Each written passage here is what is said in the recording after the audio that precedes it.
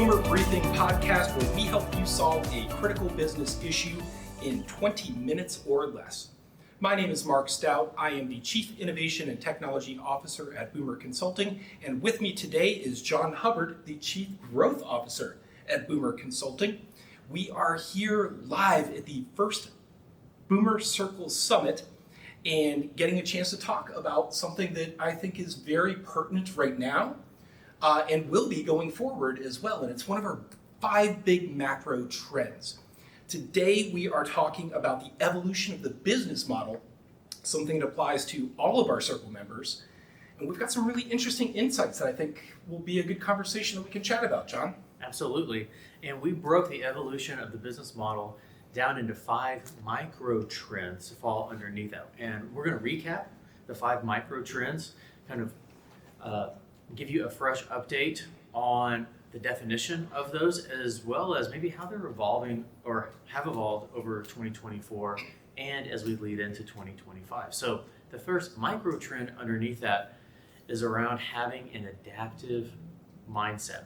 We've both been in many firms this year and working with partner groups, executive committees, leadership teams, and a big talking point is really around what got your firm to where it is today might not be what gets it to where it needs to be into the future. Yep. All right. And it's imperative for leadership teams to be able to recognize that and really identify the things that they want to keep as they move forward into the future and things they might want to leave behind or things that they need to even question or challenge themselves on of how they need to think differently about it. Let me give you one example of maybe where we're seeing that. And that is around services. And what we typically say here is clients will often pay more for services they want versus services they need. So what got you to where you are today might be categorized as a lot of need services where maybe clients are legally obligated to get. Whereas as we look into the future, how do we stack more want services on top of that? And that takes a different mindset, and that starts to kind of shake up the business model a bit. But that's our first micro trend underneath the evolution of the business model. Yeah, that's awesome, Jon. And I think it makes such a good point because we want to spend a little bit more for the things that we want. The things that I'm required to get, I'm a little bit less interested in. I'm doing it because I want to check that box, right? Mm-hmm. So our next micro trend under our macro trend is really about a human-centric culture. Now, we're hearing about all of the technology advances that are out there right now. AI, automation, all these things that are going to make life easier for people. But the thing is, we have to remember that all of those tools augment the talent that we already have. They make the talent better. So we want to be focusing on a culture that's more human in the right places. So while everyone else is leaning into these technologies, and I'm a tech person, and you should absolutely be looking at these technologies, but look at them from an augmentation perspective, not a replacement perspective. Otherwise, you're going to run into trouble because the technology is still emerging, it's still too new, and we really need humans involved in that. So that human-centric aspect is going to be where the real value is because they've got that intrinsic knowledge. Also, they understand the purpose and the vision of your company way better than any automation tool is going to be. So we really want to lean into that and make sure that this is staying all about our humans and our culture and our people going forward. Absolutely. And something we often hear as the human-centric culture gets discussed is the conversations happening in firms around client experience and employee experience. Yes. Oftentimes, we're in 2 different rooms having conversations about the client experience, and we walk across the hall, and there's conversations happening about employee experience. And what we see is actually both want the same thing. Yes. And both are trying to prioritize the humans, the clients, and the employees in that process. And so that's a great thing for our profession right now is CX and EX are not tugging at each other, battling it out. They're actually integrating with each other to make humans more center at what we do. So the third micro trend is around accountability. Right? I know some firms don't like that word, but think about, especially if you are a leader in your firm and you've seen how your firm wants to evolve their business model, where you see lack of progress, you can often draw a dotted line to a lack of accountability. I was recently talking with a firm about this, and one of their strategic initiatives for growth was managing the front door better in terms of the clients that come in. And we did a 6-month check-in, and they still had a huge problem around the wrong fit clients coming in the door. And I said, are we incentivizing these wrong fit clients coming in the door? And the managing partner said, well, certainly I hope not. And someone sitting next to him said, actually, there's a new business bonus every time a non-fit client comes in the door. Accountability metrics are not matching up with the firm metrics. So we have to get those connected. Something we often talk about here as well is firms do a great job of tracking KPIs, key performance indicators, and often those are after the fact. How can we better define and track KBIs, key behavioral indicators? What behaviors do we want to see from our team that we know will drive our business model forward? And how do we define and measure those so we create the type of KPIs that we want to see? Yep. And that makes so much sense because we get asked about metrics all the time. And firms are looking for a new way of managing with data-driven solutions. And so, the metrics conversation comes up quite a bit, but they're not measuring the right things. What you get is what you measure, right? Absolutely. So you create the solution by how you are looking for it. So I think that is such a great point, John. So the fourth micro trend is around prioritizing your firm's value proposition.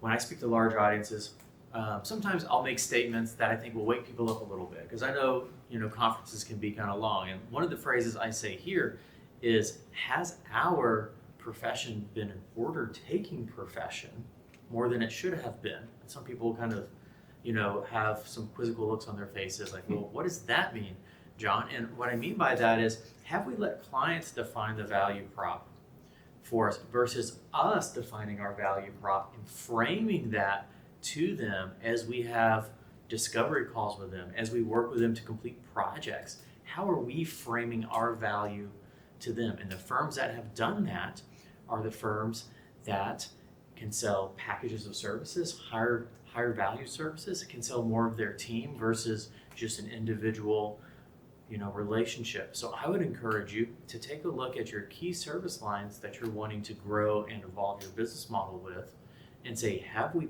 properly defined the value prop for this? And how is that value prop not just communicated to the client, but experienced by the client? Yep. And this is a whole other conversation, right? We could get into solving the capability and capacity puzzle, but it turns out that if you're working on something that you value, the firm values, and your clients value, you're a whole lot happier.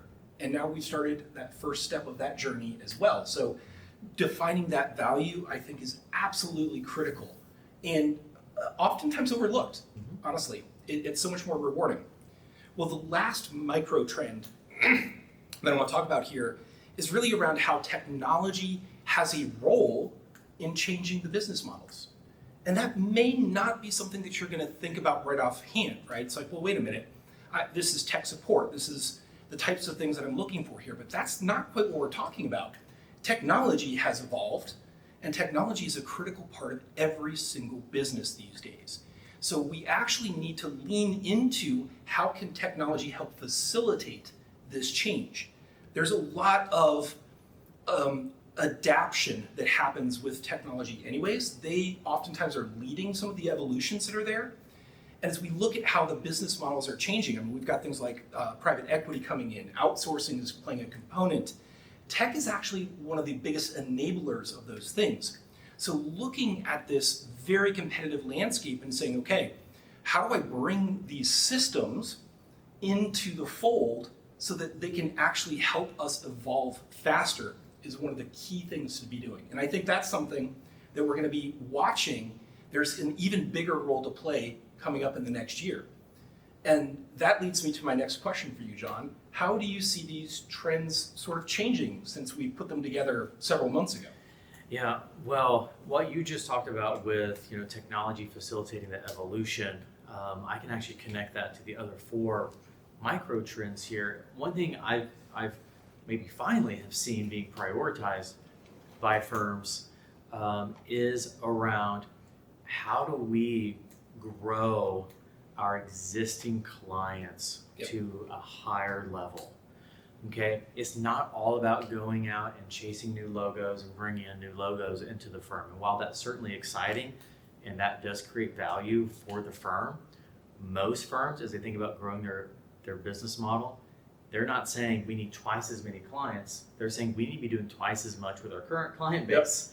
And so how does that tie to technology? Well, and to the competitive landscape is we tell firms, hey, your largest competition is not coming from outside your walls. It's coming from inside your walls. And it's not because there are people trying to intentionally compete with each other inside the firm, as it is your firm has 3 databases. Your firm is using 3 different systems for client information.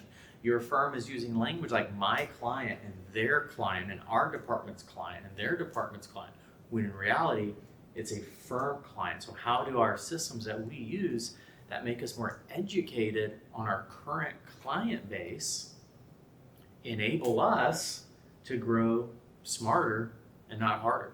How about you, Mark? Yeah, I think that for me, when I look at 2025 and how this trend is going to continue to evolve, one of the big things actually does come back to technology. And again, I'm passionate about the technology impact there, but it really comes down to some of the emerging tools like artificial intelligence, machine learning, but also tying that into data-driven decision making. And when you start to think about these disparate databases and connecting them together, there are new opportunities to go out there and get new clients, but also to inform your clients better. We've talked for years about being less delivery-minded and more consultative, right? And all of a sudden, technology is actually making that easier. So if we don't change the business model to value the advice that we are giving our clients, we're going to be missing out. And the technology tools are evolving very quickly to help with that consultative journey. So now you're able to start connecting some dots across several of our other macro trends as well. Yeah. And one more I would add around maybe how this has evolved this year goes back to prioritizing the value proposition. Yeah. Too often firms, if they do prioritize figuring out their value proposition, they really think about it as from a firm to a client perspective communication. And while that is certainly valuable, what a lot of firms miss, or we see miss, is that internal education. The people you first have to educate and really have understand and experience your maybe revised value proposition are those inside the firm. Until you educate and sometimes convince people internally, this is our value prop, it's going to be really hard for your external clients to experience it. So a lot of firms are putting together communication strategies, training strategies internally first, just to educate the team inside the walls. I love that. I think the buzzword, and we'll see if this happens for 2025, is valuing the value prop, right? Yeah. Because you have to build the value of why we even have this value proposition and how we're doing that. Exactly. That comes down to education, our people. Such a great one, Jon. I look forward to hearing more about that going forward. Well, thank you so much for joining us today. Listeners, if you enjoyed our topic, please look out for new episodes every Tuesday morning. We do rotate through the topics, but the themes are always commonality amongst all of the episodes, and we believe that we are talking about things that are critical to your firm's growth and success. So if you're interested, please subscribe, and thank you for listening.